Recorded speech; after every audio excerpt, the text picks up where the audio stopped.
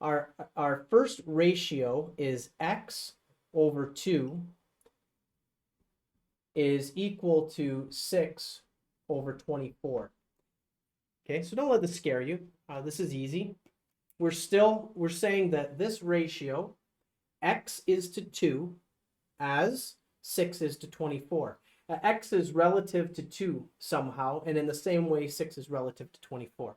So what we want to do is we want to figure out what the answer to this equation is. Well, how do we do that? Well, simply what we need to do is we need to understand the means and extremes, which you've probably heard and you've probably forgotten from when you were back in high school. Okay, so let's see, what can we use here? Let's use this. Okay, let's rewrite this as x is to 2 as 6 is to 24. Okay, these two expressions are the same. Okay, so the 2 and the 6, the two numbers that are closest to the equal sign, we call these the means. Okay, MEANS. The two numbers furthest from the equal sign or on the extremes of the equation are the extremes.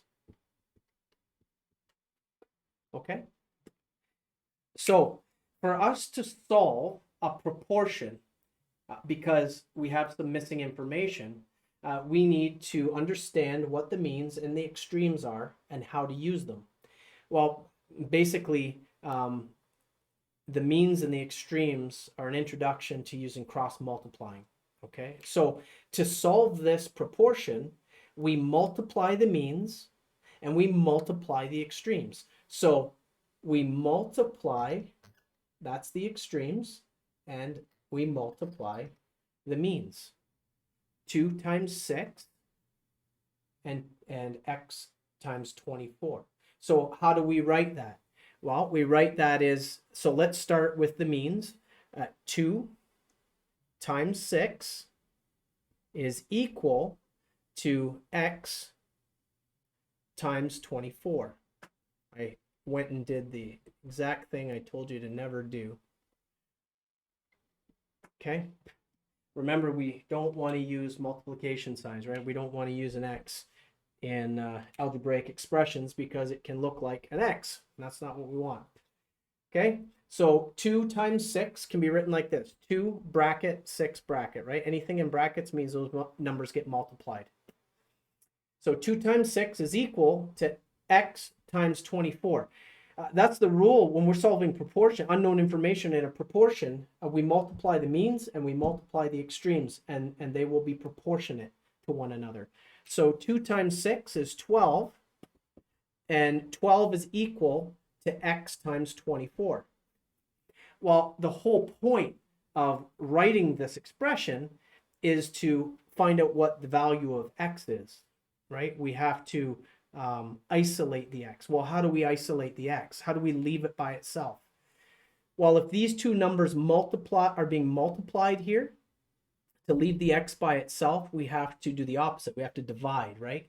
So x times 24 divided by 24, whatever we do to this side, we have to do to this side, right? It's an equal sign. So 12 over 24.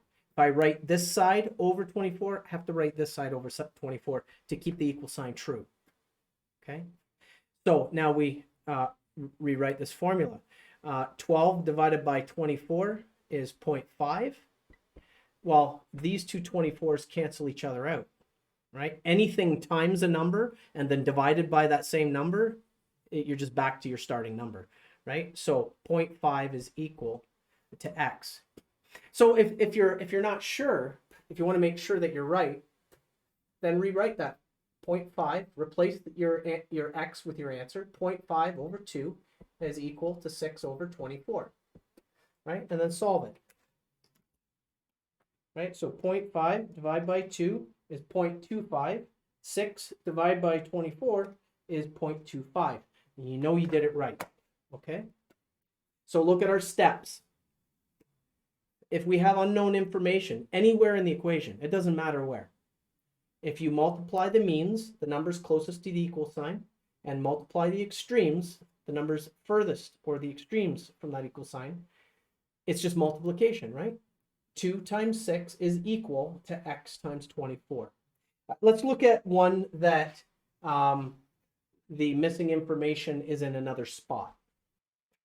Okay, so let's do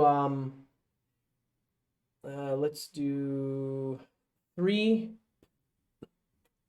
over 13 is equal to 24 over y. Okay, so the rule stays the same. We multiply the means and we multiply the extremes. Well, what's the means and what's the extremes? Well, remember, it's just cross multiplication, right? So 13 times 24 is equal to 3 times y. So even before we solve this, we can reduce it again, right? If I write this side over 3 and I write this side over 3, and then my formula now looks like this. 13 times 24 divided by 3 is equal to y, because these cancel each other out, right? And if this confuses you, let's imagine that it's 3 times 2 divided by 3, right? So 3 times 2 is 6. If I divide that by 3, it's 2, right? It's the number I'm looking for. That's the unknown right here, right? So 3 times anything divided by 3 again leaves you with whatever this number was. So that's why we know this works. We know that if we divide this side by 3, the known piece of information, we have to divide the other side by 3. Okay, it keeps the proportion equal. And these two essentially cancel each other out, just leaving you with a y. So now we take our calculator and we do 13 times 24 divided by 3 gives us 104. So therefore y equals 104. Okay. All right. I want to show you, I might leave that there. Let me show you, I don't know if I showed you this last week. I might have, I don't remember, but I'm going to show you now. Let's imagine that our formula is, actually, let's use this one. 3 over 13 equals 24 over y. Okay. No matter where the missing information is, I'm going to show you a shortcut to this, okay?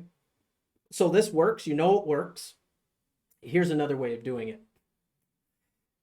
This ratio is equal to this ratio. This is our proportion. I want to get this number, right? I want to get that number. So how do I do that in a different way? Go to the fraction that has the unknown piece of information in it. So this fraction, right? That's the y. It has the unknown information. So once you've identified your fraction, go to the known piece of information in that fraction. So I know the 24, right? So find the fraction that has the unknown information and then go to the known piece of it. So 24. Multiply, cross multiply, and then divide. So I can rewrite, as soon as I see this formula, I can rewrite it as 24 times 13 divide by 3. Notice anything? 13 times 24 is the same as 24 times 13, right? Divide by 3. So I will get y. I will get 104. And it doesn't matter. It doesn't matter what the fraction is, okay, or where the unknown information is. If we take this one, 7 over 9 is equal to, let's say, e over 45. Go to the fraction that has the unknown information, this one. Again, it happens to be this one. go to the known piece of information. Up here it was the numerator, down here's the denominator. Cross multiply and divide. So 45 times 7 divide by 9 is equal to E. If I were to do this longhand, I would get the same thing.